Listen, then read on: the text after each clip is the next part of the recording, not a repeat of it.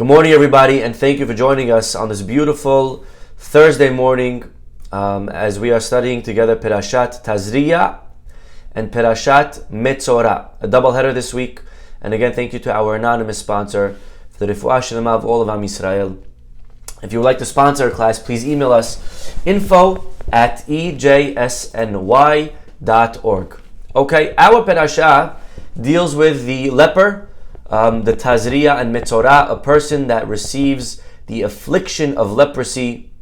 And we know that after we read the Torah, we read at the end on Shabbat a haftarah, a piece from the prophets. Now, which piece are we going to read that relates and connects to the Perashah? So it's a very famous episode in the book of Melachim Bet, Kings 2. So if you have a Tanakh, or if you have access to it online or whatever, please open it up. Also, if you have a Chumash, you can open up to our Haftarah. We are going to study a lot of Navi today. Woo! Yeah, okay. Very exciting stuff. And again, I love that we can do this because we're learning every day for longer amounts of time. So we have the time and the freedom to be able to discuss things beyond the actual immediate inspiration from the Perashah, and amazing stuff today from our prophets. We're going to learn a lot in Navi as well. So Melachim Bet, basically, just to fill you in, we're not going to read the whole text, but the chapter, it's chapter 7, and basically at this point in the prophets, the Jewish nation is split into two. Okay, this is already after the split. There's the southern kingdom, there's the northern kingdom. Anyone know what the capital of the northern kingdom was? What was the name of the city? The capital? Shomron. Okay, we need to know that. Okay, Samaria. Shomron was the capital. Well, they were in a lot of fights with a nation. Which one at the time? Aram. Okay, they were in fighting with Aram constantly. And Aram put a siege around Shomron. I'm not going to tell you about the siege. It's very frightening, very sad. If you want to read about it, it's chapter 6 of Kings 2. Chapter 6 of Melachim Bet. And you read about all of the hunger that existed, the starvation. Very, very sad. People were they were eating everything and everyone, okay? That's how bad it was. Okay? Well, the next chapter, chapter 7. Arba'a anashim hayu metzoraim petach hasha'ar. This is our haftarah this week, and it is about a tale of 4 lepers. Okay? 4 lepers that were outside of the gate. Why were they outside the gate? When you have leprosy, what do you have to do? When you get tzara'at, you have to go into exile. You go outside in quarantine. Veyomru ish el re'ehu. Now everyone's starving. They're starving. And they said, what are we doing here and waiting for us to die? If we go back to Shomron, we're going to die from hunger. Let's go to the camp of Aram. At least over there, there's a 50% chance we'll live. If they have mercy, they'll give us food. And if not, they'll kill us. But either way, we're going to die sooner or later. By the way, this is a very interesting halachic question. Bar Minan, we should never have to make such choices. And always, never rely on these classes for real, actual halachot. Always ask your rabbi. But there's an interesting question. If person, lo aleinu bar minan, is very sick, and the doctors have a choice to make, and one of 2 options, they could do nothing, and the person will eventually die in a couple of weeks, or they can do something which has a chance of working, and the person will live, or it has a chance of not working, and the person will actually die earlier. What do you do? Do we give the medication? Do we go with the surgery? Do we try the procedure? And some try to point to this story right here and bring a pasuk as a proof. These 4 lepers, they said, if we stay here, we'll die in a couple of days. Let's just go to the camp of Aram. There's a chance that we'll live. Let's take that chance. Okay, very interesting proof. Well, they get up at twilight. They go to the Aram camp. And little did they know that the Aram camp that night fled. It was a miracle, and God made them hear some crazy noise of chariots and whatever. They thought there was an army coming against them, and they all ran away. The siege was over. The Jewish people didn't even know. Well, they get there. They see the city's empty. They see all the tents and everything is just for their taking. And these 4 people are like a little kid in a candy shop, and they start running, eating, drinking, grabbing gold, silver. You could just imagine whatever they found, they started burying it outside. Finally, they stopped themselves. They're like, all right, guys, listen, this is not right. This is not fair. Our brothers are starving. What are we going to wait till next week to tell them? So they decided to go back and tell them. So they get back. They go all the way back to the Jewish camp, to Shomron, to Samaria. They tell them, listen, the hunger is over. The siege is over. The Jewish king finds out. First, he's not sure. He thinks it's a pretext. He thinks that it's a ruse, that the Aram camp is just doing on purpose to make it look like they left. Eventually, he finds out that it's real. The Jews all get there, and they eat, and the siege is over. That's the story of our Haftarah. And again, I left out a lot of information, but this is a very overall summary. Okay, good story? Nice story. Do we see the connection between our Parashah and the Haftarah? I hope it's clear. The Parashah speaks about Metzora. The Haftarah speaks about the 4 lepers. Ve'arba'a anashim hayu metzoraim. Who were these people, by the way? Anyone know who these 4 lepers were? We know who they were. Our rabbis tell us. The Gemara in Sanhedrin, page Kuf Zayin 107 Bet, says that they were Gehazi and his 3 kids. Now, you may not know who Gehazi is. And like I said, and I promised, we're going to learn a lot of Tanakh today. So here we go from chapter 7 of Kings 2 to chapter 5 of Kings 2, right before this story that I just told you. So let's go to chapter 5. There was a general, and he was the general of Aram. Okay. Well, this general, his name, anyone know his name? Very successful general. Naaman. Okay. Naaman Sar Tseva. He was the general of Melech Aram, commander of the army of the king of Aram. He was a very important person. And unfortunately, the Pasuk says at the end one word. He was a Gibor Chayil, he was a great warrior, Metzora, but he was a leper. So here is, I want you to envision, a general of Aram, not Jewish country. General, not Jewish guy. He has leprosy. Okay? And one day they took captive a little young Jewish girl. And she's raised in this house of Naaman. And one day she says to her mistress, I wish Master Naaman could come before the prophet in Israel, in Shomron, and he would cure him of his leprosy. Well, the mistress tells her husband. The husband Naaman wants to be cured from his leprosy. It's a very horrible disease.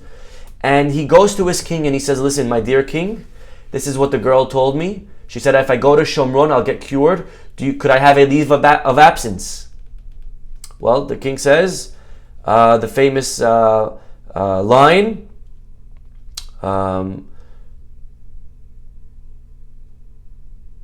no, that's not yet, I'm sorry. So he says to him, go ahead, go and take gifts to the king and take 10 talents of silver, 6,000 shekels of gold, 10 changes of clothing, and go and enjoy and get cured.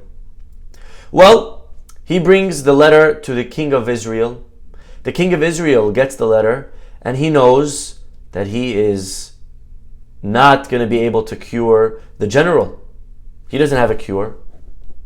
And he's again assuming that he was writing this as a pretext to kill him, to destroy him. It's just to get us, to frame us. Oh, you don't want to heal me? Oh, okay, and we're going to fight you now. He ripped his clothing. The prophet of the time, anyone know who the prophet in the time of this story was? One of the most famous prophets, Elisha Hanavi.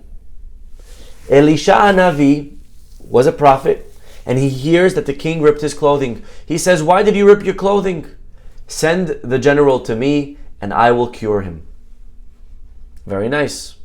Well, the general gets to the king. The king redirects him to Elisha. He comes to Elisha and he says to him, go and bathe 7 times in the Jordan, and your flesh shall be restored, and you shall be clean. Now, you can imagine the king's reaction, the general's reaction. Excuse me? That's all I had to do all this time? Just dip in the Yarden? It was that simple? So he gets angry. He says, I thought he would surely come out to me, he would stand, he would invoke the Lord, his God by name, he would wave his hand toward the spot, he would do some hiji-biji magic stuff, and he would cure me, dip in the Yarden. He's like, are not the Amanah and the Farpar, the rivers of Damascus, better than all the waters of Israel? I could bathe in them and be clean. I didn't have to come all the way here to get cleaned in the Jordan River. Well, his servants tell him, listen, he's a man of God. Why don't you just listen to the guy? So Naaman listens. He dips 7 times. Vayashov besaro kibsar na'ar katon vayitar. And his flesh became like a little boy. Very smooth. You ever touched a baby? His flesh was so soft. Older we get callous, we get rough. His skin became very soft.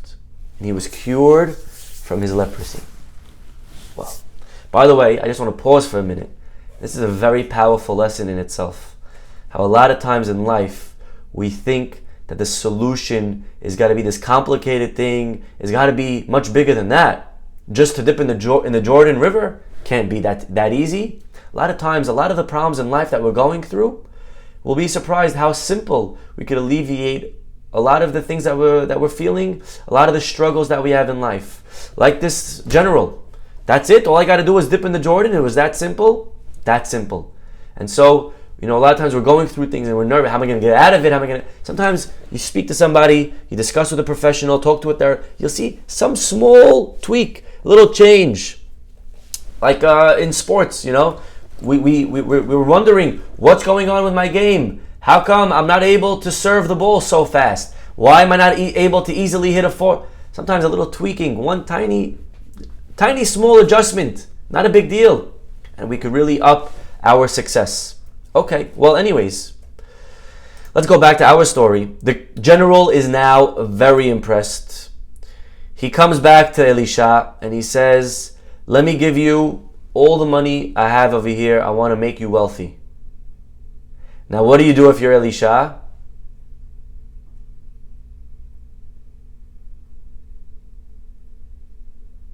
Vaima'en. He refuses, of course. You take money and you just killed the entire Kiddush Hashem that you did. We get that? He doesn't want to take the money. So, Naaman, he insists and Elisha insists back. He says, I'm not taking nothing. God bless you. Okay, now Naaman is very impressed. Not only did you heal me, and it worked, but you didn't take $1 for it, and he decides he wants to get closer to Hashem. He wants to adopt monotheism. Pasuk 18, and he says, I have a question, Rabbi.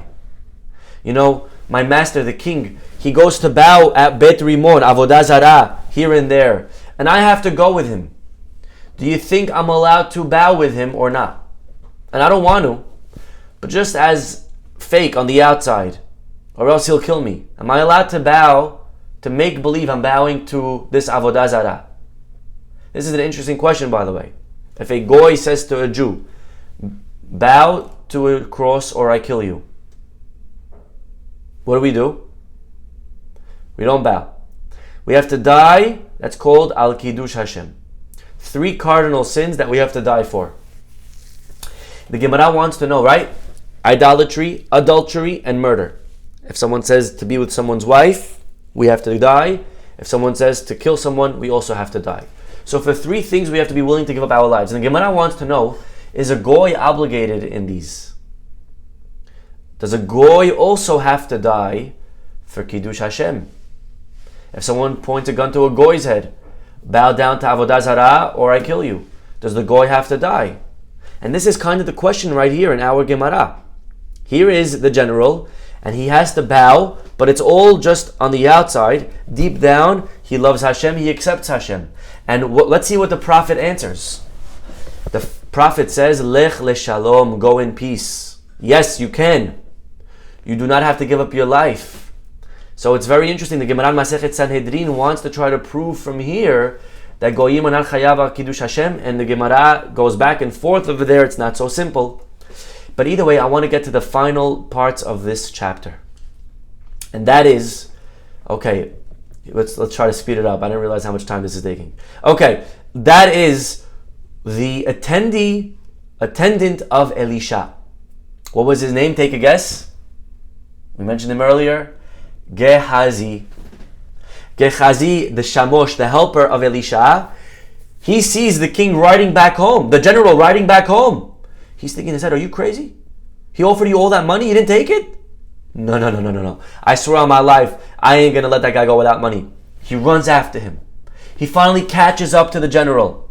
And the general sees the attendant running after him. He gets off his horse. He gets down, he says, how can I help you? Everything okay?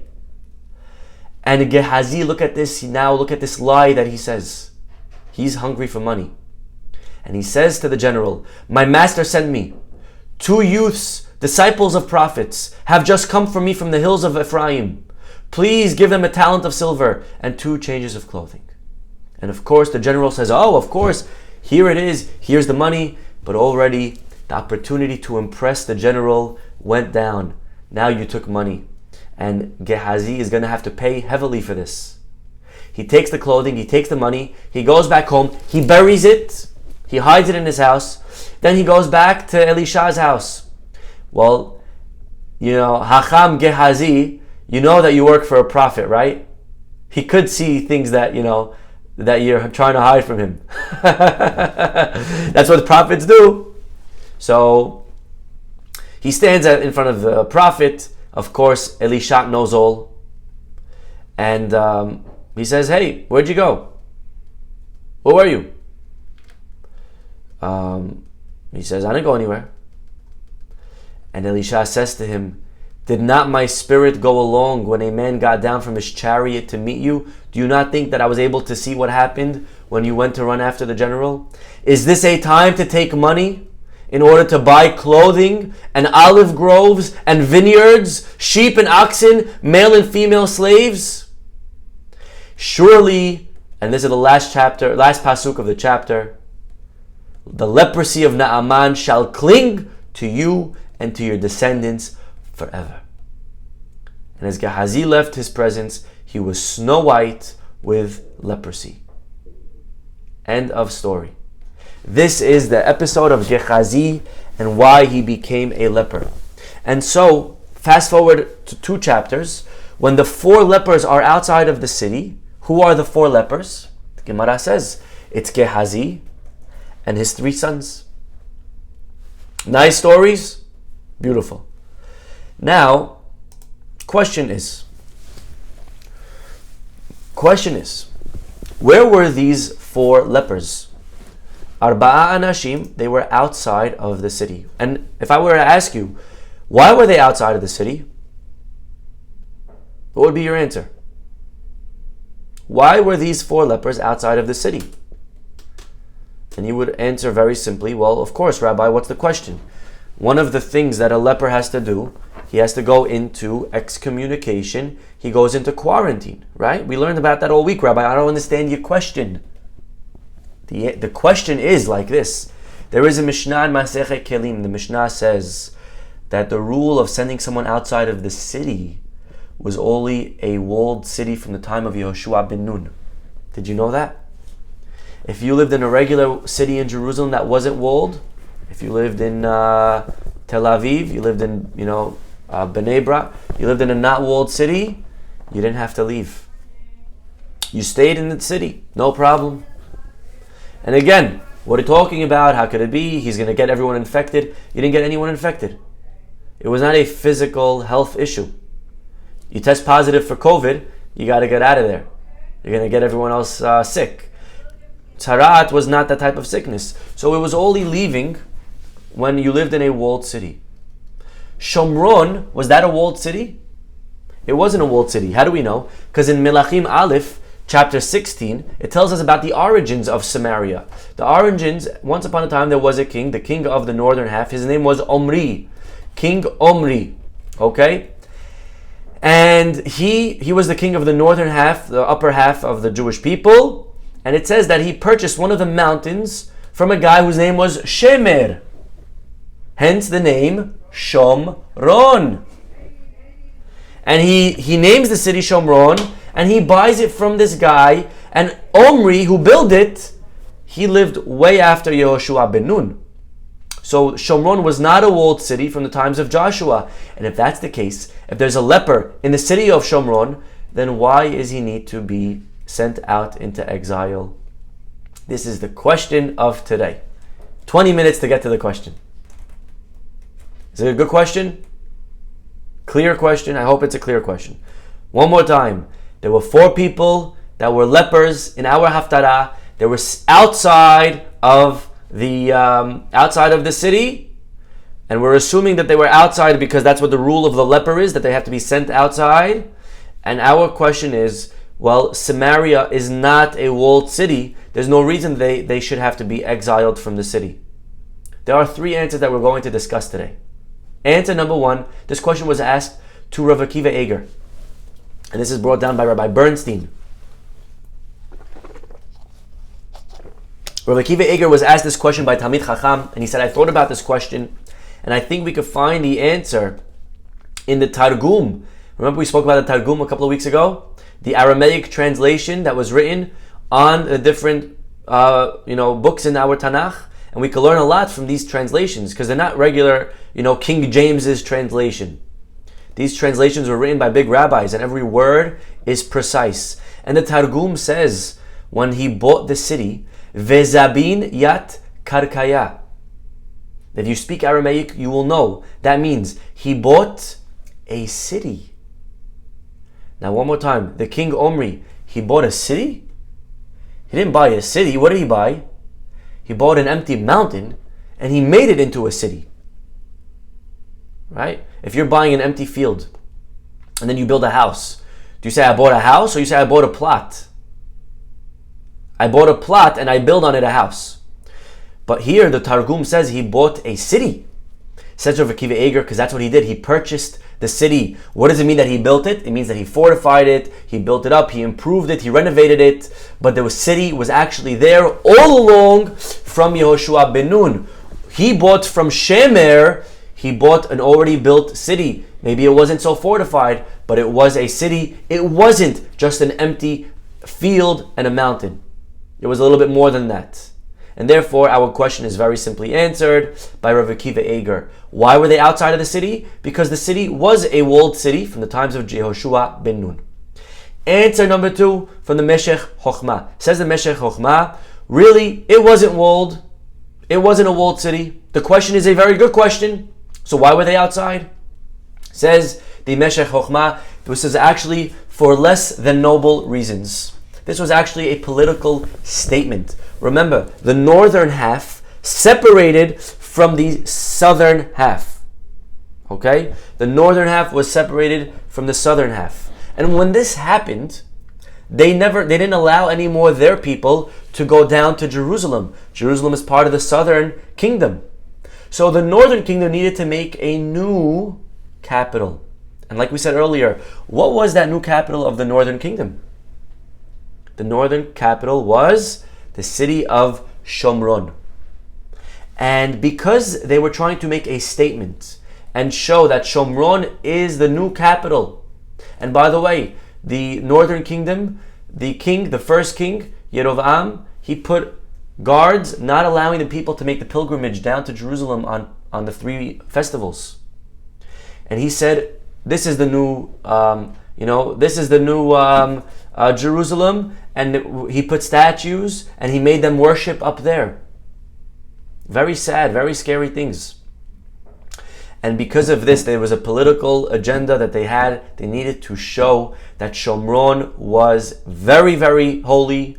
It was very significant, and therefore they applied all of the laws of Jerusalem to Shomron. So even though in theory Shomron, and again this was not the correct thing, this was made up by people that had that weren't guided by the halacha, but they wanted to show that Shomron is very powerful and it's very holy. They gave it all the laws of Jerusalem, including the laws of a walled city, and therefore they would kick out and they would excommunicate anyone that had leprosy that was in the city. They kicked them out because this is a holy city. This is like Jerusalem. It was specifically to prove a point to everyone there. Shomron is holy.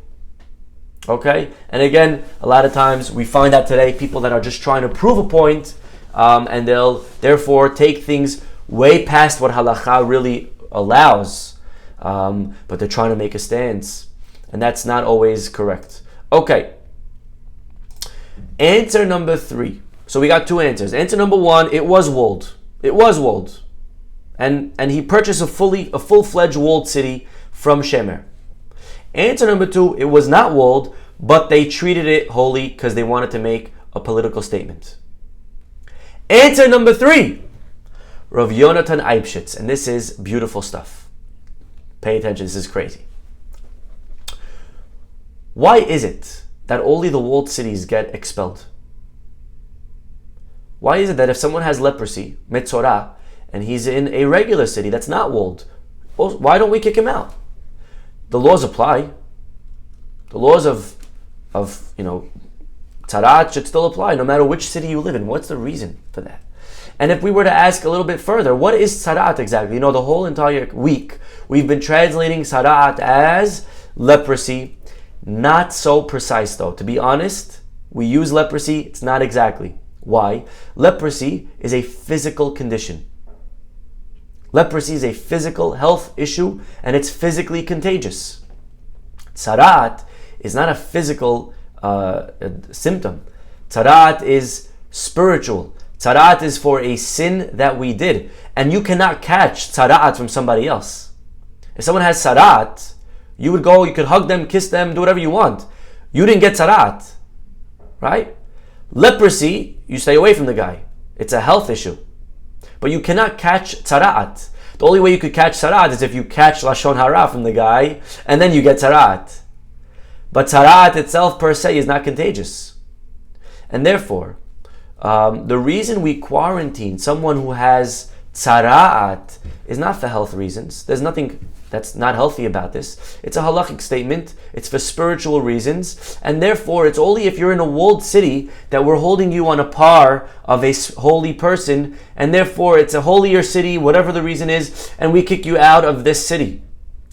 Now, I hope we could realize that if a person had physical leprosy, actual leprosy, not tzaraat, we would kick him out from any city. Does that make sense? Actual leprosy, the person would be expelled from any city. It's only tzaraat, which was a spiritual sickness, that we would expel them only if they were in a holy walled city. And if that's the case, we need to ask ourselves, which leprosy did Gehazi have? Did he have tzaraat, the spiritual one? Or did he have tzaraat, the physical one? And on a simple answer, you would say, what are you talking about? Rabbi, it says he had tzaraat, Metzora. I mean, there's no other way to understand it. It was a spiritual illness. It's the tzaraat of our perasha, for lashon hara. But it's not so simple, because if we look at the origins, how did Gehazi get his tzaraat? Why did he get his tzaraat? He got it as a punishment for taking money from the king from the general Naaman. And remember what the last pasuk of the chapter was. When the prophet Elisha found out that he went to Naaman, he said the scary verdict. V'tzaraat Naaman tidbak becha ubzar'acha le'olam. The leprosy of Naaman will cling to you and to your descendants forever. The leprosy of Naaman will go to you. Now, what kind of leprosy did Naaman have? When Naaman, a goy, general, had leprosy, was that for lashon hara? 1,000% not. The goyim don't get punished with tzara'at for lashon hara. They're not a Jew. They're not on the level. Tzara'at is only a spiritual punishment when we're holding on a spiritual level. Goyim don't get that. Like today, we don't even have that. Even Jews. When tzara'at has leprosy, what kind of leprosy does he have? It's a very, very physical condition. Nothing more.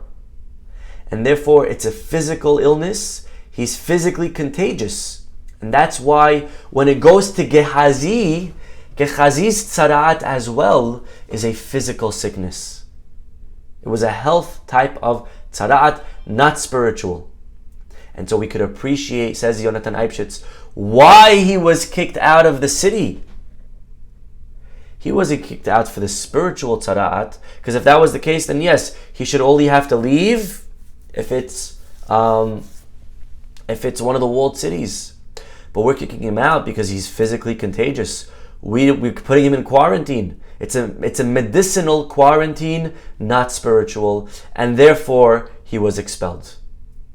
Beautiful, beautiful. 3 answers to our question, which, by the way, this answers another question that I had actually yesterday, and the answer is right here. Because of Rabbi Bernstein quoting for us Rav Yonatan Eibshitz, we have a very beautiful answer to another very obvious question.